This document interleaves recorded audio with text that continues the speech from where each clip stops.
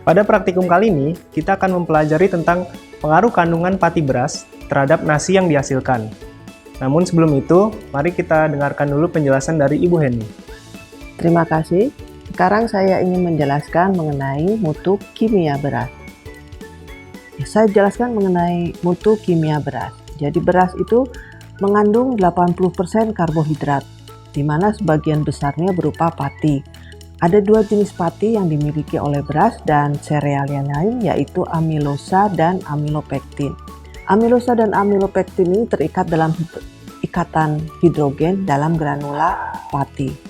Sederhananya, amilosa merupakan pati polisakarida dengan rantai lurus, sedangkan amilopektin adalah rantainya bercabang. Dapat dilihat pada gambar, jadi kalau pati itu dipanaskan, maka ikatan hidrogennya akan terputus dan kemudian pati membengkak, ukurannya bertambah besar. Tapi pertambahan ukuran pati ini terjadi sampai tingkat tertentu, di mana kemudian granula akan pecah, amilosa dan amilopektin keluar dari granula. Nah, proses masuknya air, pati, membengkak, dan pecah disebut gelatinisasi. Dan suhu di mana terjadi gelatinisasi disebut suhu gelatinisasi. Perbandingan amilosa dan amilopektin dalam granula pati akan mempengaruhi penyerapan air dan pengembangan pati. Nah, uji suhu gelatinisasi dilakukan dengan maksud untuk melihat kemampuan pengembangan beras dalam larutan KOH 1,7%. Terima kasih. Baiklah, sekarang akan diperagakan bagaimana cara melakukan uji suhu gelatinisasi. Bahan yang digunakan adalah beras IPB 3S dan beras ketan. 6 butir utuh beras contoh diletakkan dalam cawan Petri. Kemudian, dimasukkan 10 ml larutan KOH secara perlahan, jangan sampai butiran beras bersinggungan.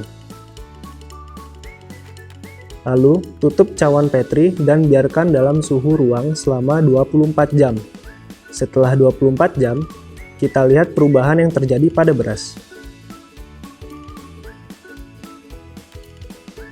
Bisa dilihat bersama, permukaan beras IPB 3S tampak putih utuh. Sedangkan permukaan beras ketan berkabut yang menggambarkan mulai hancur. Dari hasil ini, dengan melihat tabel hubungan kadar amilosa dengan kondisi beras, dapat disimpulkan kadar amilosa beras IPB 3S kisaran sedang 70-74%. Kadar amilosa beras ketan rendah, kurang dari 70%.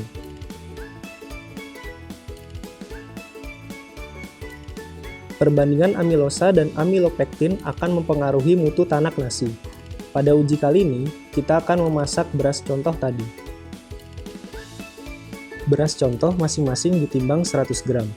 Air ditimbang seberat 350 gram. Panaskan air dengan api sedang. Saat mendidih, masukkan beras. Lalu aduk dan ubah menjadi api kecil. Nyalakan timer. Pada menit ke-10, ambil 1 butir nasi.